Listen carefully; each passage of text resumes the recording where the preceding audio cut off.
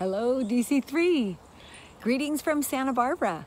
Peter and I are not in Arusha, Tanzania, on the Wild Hope land where home is on the mission field, but our son and daughter-in-law and grandson, Skylar, Justine, and Zephaniah, they are there filling in for us while Peter and I are on our first ever sabbatical.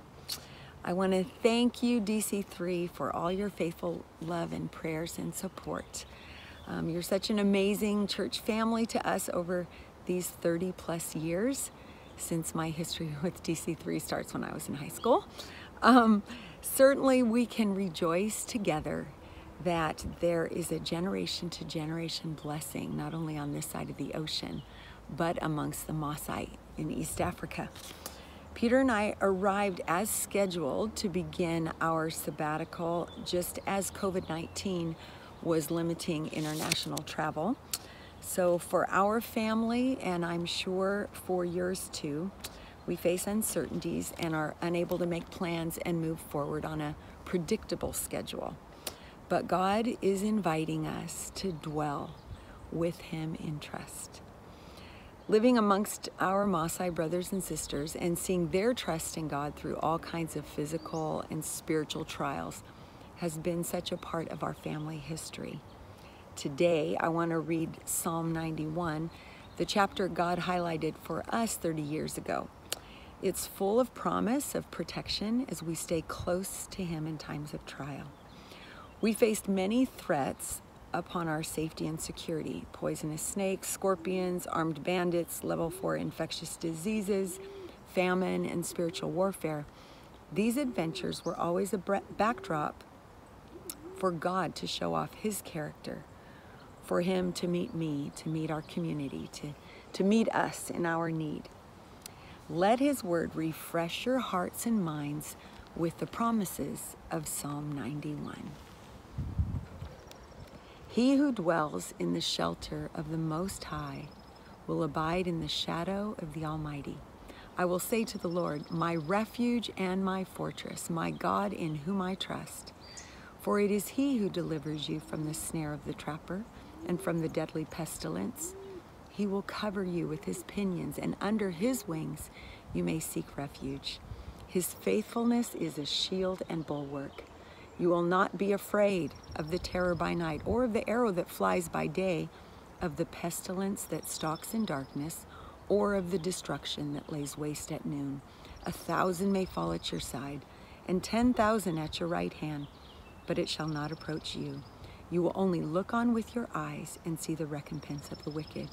For you have made the Lord my refuge, even the Most High, your dwelling place. No evil will befall you, nor will any plague come near your tent. For He will give His angels charge concerning you, to guard you in all your ways. They will bear you up in their hands, that you do not strike your foot against a stone. You will tread upon the lion and cobra, the young lion and the serpent you will trample down. Because He has loved me, therefore I will deliver Him. I will set Him securely on high, because He has known my name. He will call upon me, and I will answer him. I will be with him in trouble, and rescue him and honor him. With a long life I will satisfy him and let him see my salvation. I didn't realize how true and pertinent these verses would prove to be, but I do remember needing to cling to them as we received news of the place of our mission, that our mission was preparing for us to live in back in 1991. It was on the Masai Mara Plains, where wildlife roamed freely and abundantly. Knowing that our language and culture learning would involve regular walks to the villages, carrying 1.5-year-old Skylar with me, I asked about the lions. Our seasoned teammate said, "Oh, they won't bother you during the day. You just can't go out at night." And I'm thinking, as I made those treks to the village, just where are those lions during the daytime? Are they napping over there in that nearby thorn bush as I'm walking by with Skylar? Well, COVID is kind of like those resident lions in my neighborhood. History has a beautiful way of repeating itself. The backdrop changes as God invites us to trust Him, stick close to Him, let Him lead us through the trials, and grow in knowing and experiencing His unfailing love. In these times of trial, know that you were made for this. You were made for these historical times. Nothing about this trial is a surprise to your God.